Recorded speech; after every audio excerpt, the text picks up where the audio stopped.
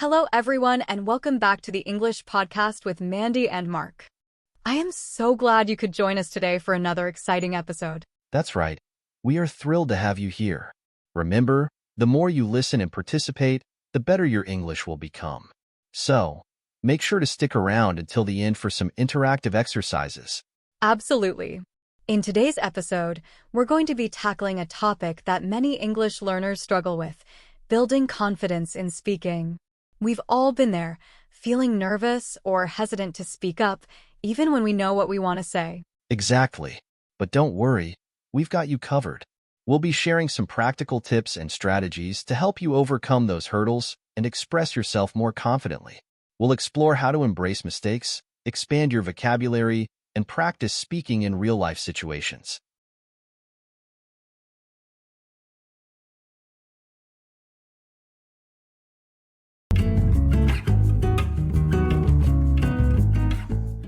You know, Mark, one of the biggest challenges for many English learners is simply overcoming the fear of making mistakes. It can be really intimidating to put yourself out there, especially when you're not sure if you're using the right grammar or pronunciation. I completely agree. It's so easy to get stuck in your head, worrying about every little detail. But the truth is, everyone makes mistakes when they're learning a new language.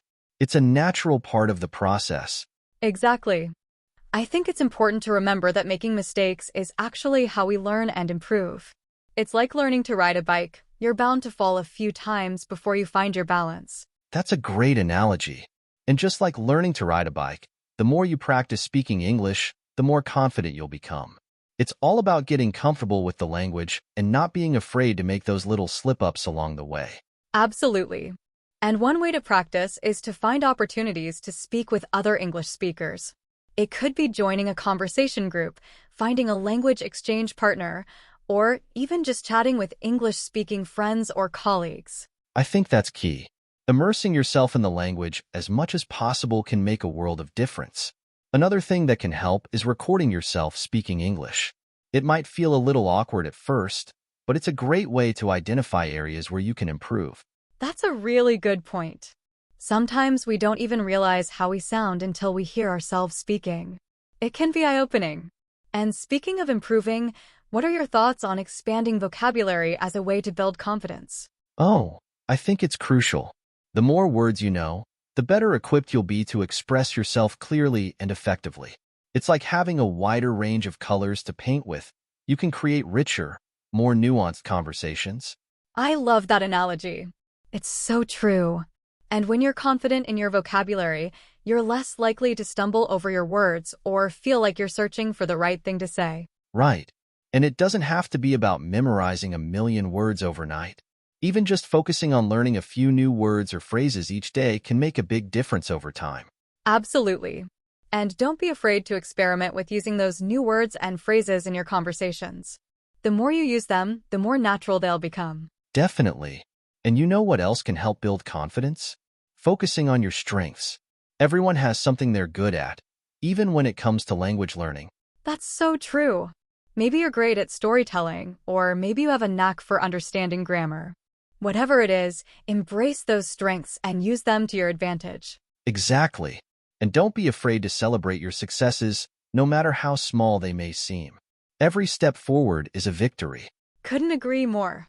And remember, learning a language is a journey, not a race. There will be ups and downs, but the most important thing is to keep going and never give up on yourself. Well said, Mandy. It's all about perseverance and having that positive attitude. Exactly. And who knows, you might even surprise yourself with how far you can go. Absolutely. So keep practicing, keep learning, and most importantly, keep believing in yourself.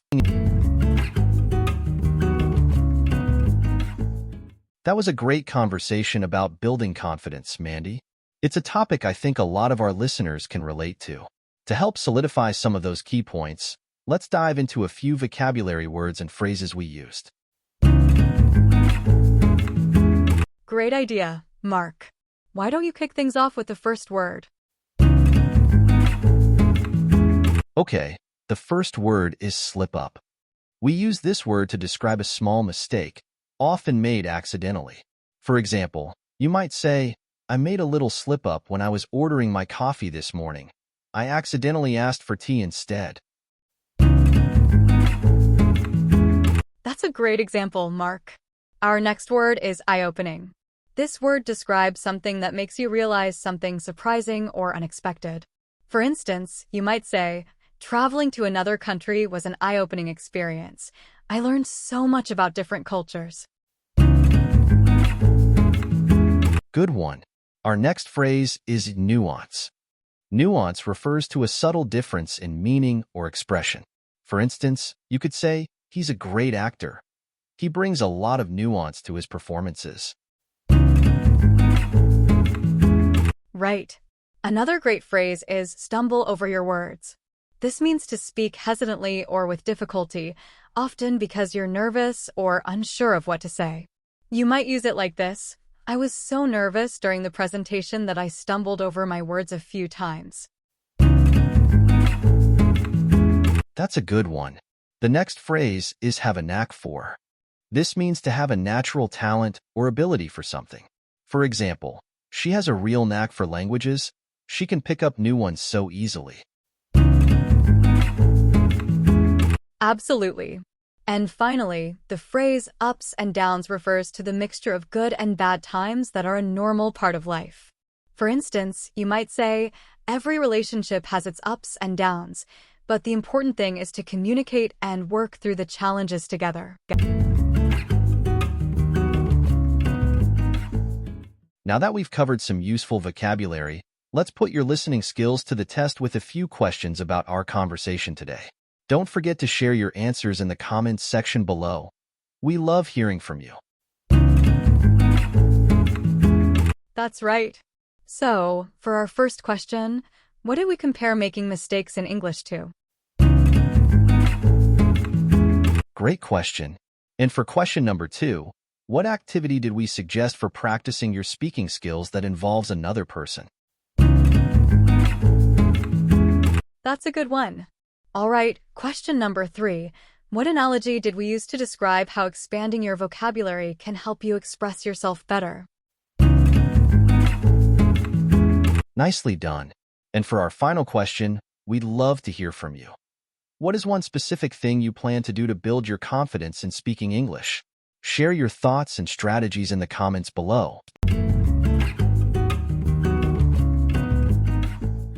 So, as we wrap up today's episode, remember that building confidence in speaking English is a process that takes time and effort. Be patient with yourself, embrace those mistakes, and keep practicing. Absolutely. And don't forget to celebrate your progress along the way, no matter how small. Every step forward is a step closer to fluency. We believe in you.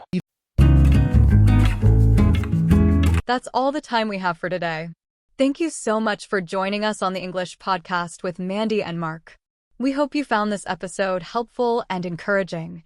Don't forget to like, subscribe, and hit that notification bell so you never miss an episode.